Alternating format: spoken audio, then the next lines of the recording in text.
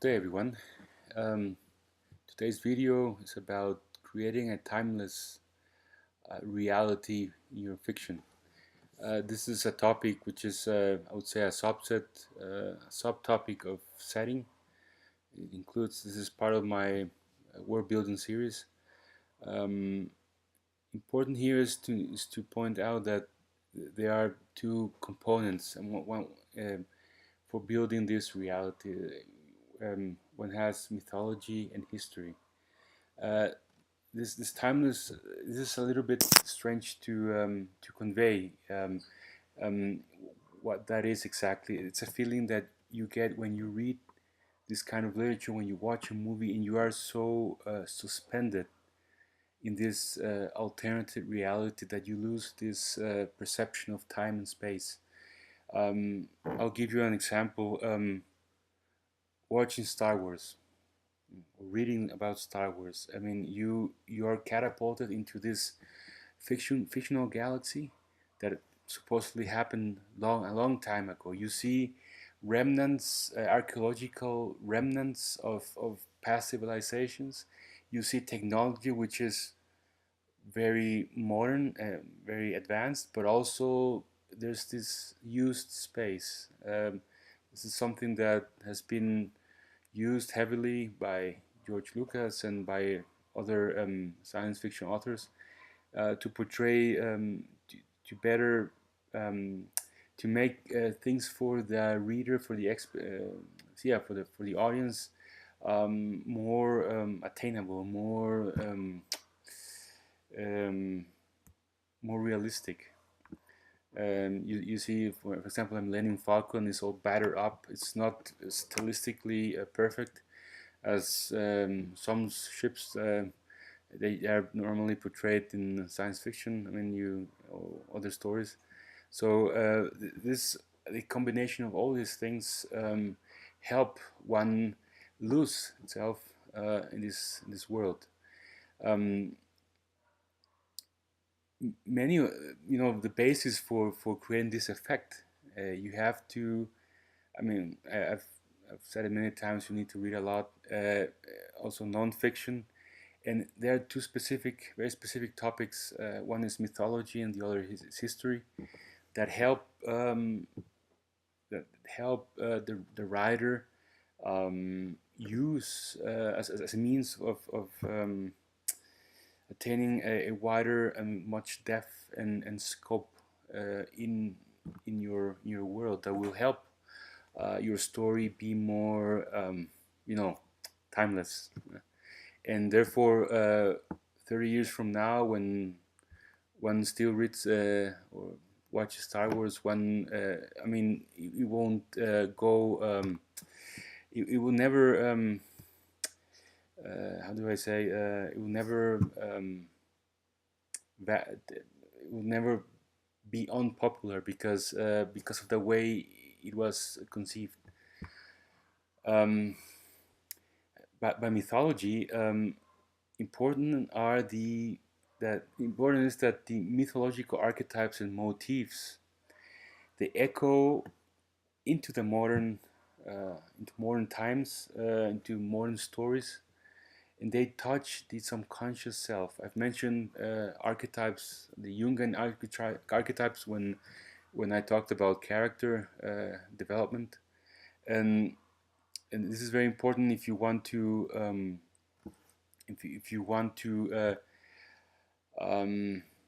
not only allow people from different ages, from different generations, to keep marveling at your world. Um, I mean, Star Wars, A New Hope, 30 years, 40 years. I mean, it has the same effect now than it did 40 years ago, even though the special effects aren't up to date. But the story, the created world, it still makes sense. The same themes are there. So this is very important. And um, how I mean, when I speak about motifs and archetypes, how where are these old archetypes in modern stories? I'll give you an example. The Prometheus myth from Greek mythology, that where Prometheus gave fire to mankind, and he was therefore um, punished for that, a high price for that. In humanity, well, used fire, but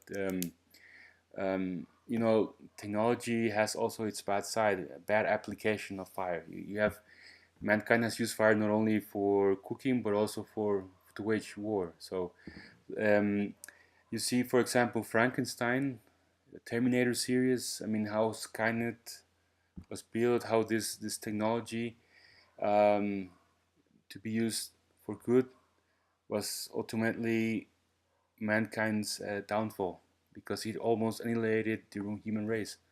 So these themes, these motifs, they keep popping up in newer literature. That's because not because of um, uh, stories being derivative from another. It's because the same myths, the same mythology, the same stories, they evolve because they are part of our human subconscious, of human, or I would say collectiveness. This collectiveness that makes us, that binds us together. Um, there's when we talk about history, science fiction, fantasy writers rely heavily upon historical events and personalities as templates for modern storytelling. I'll give you an example. Um, um, Emperor Palpatine in Star Wars. Again, I'm using movies because it's more because more people watch movies nowadays. It's there are certain characters that everybody knows about. I mean, everybody knows about Darth Vader and etc. So Emperor Palpatine has this. He has this. He's this demagogue politician who's very cunning, and he can get through the masses. He can manipulate masses, and I'm sure Mr. Lucas derived much of Palpatine's character from known dictators such as Adolf Hitler, Julius Caesar, Joseph Stalin. Um, I also Saruman, for example, in the Two Towers, when he talks to the Urukai, and he agitates them to go to war against the West. That's I mean he the way his mannerisms, his body language, everything, it's like listening to Adolf Hitler, Hitler as well. So it's curious how in some cases I've I've read science fiction stories where the authors um, have used even speeches from historical figures, from Martin Luther King, from Caesar, from Napoleon, etc.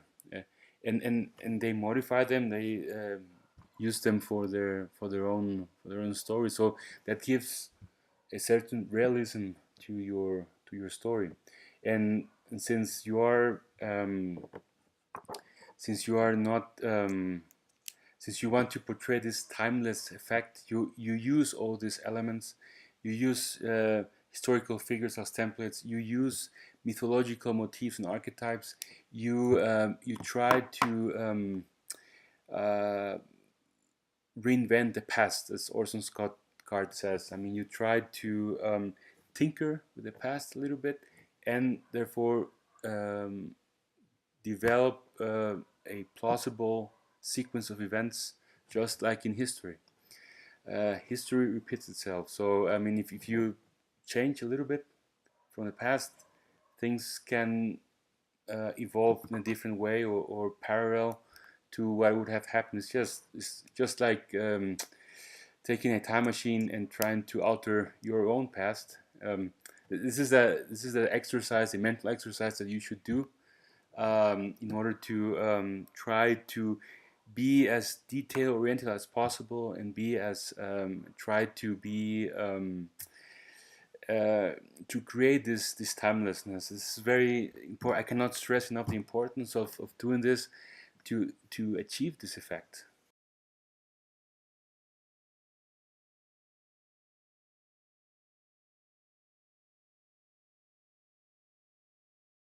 So um, next in my program today, I there's something practical here.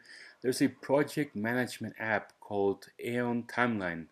There's a newer version, the second one. I think it's from this year. Um, with Aeon Timeline, you can basically customize everything. This is also tailored for fantasy and science fiction writers. You basically create timelines like in history, but you can change months, days. You can call instead of Friday, you can name it something else, the way you want it. I mean, this is for the detail-oriented world builders.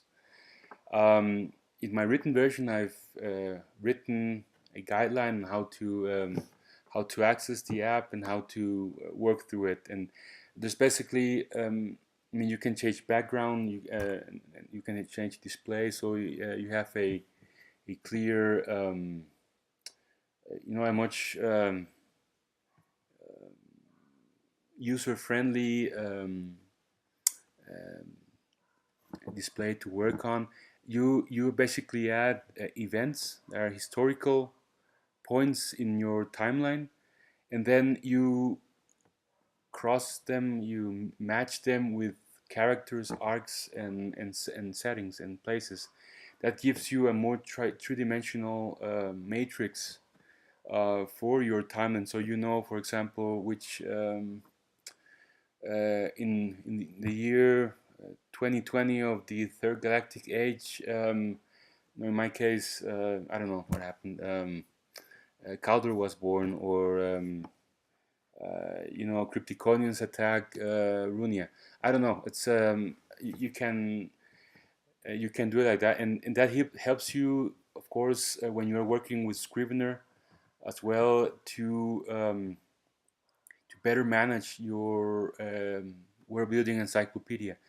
I'm planning on doing a separate video only on Aeon Timeline with explaining to you on my computer step by step how it works, because I haven't seen enough videos on this subject on YouTube or otherwise. And I also do something on Scrivener. There are many on Scrivener, by the way. I may do an additional one. That would be probably later when I'm finished with this series. Right now, I'll leave it like that. Um, Hopefully, you've learned something. Please, please, please read a lot of history, mythology. If you've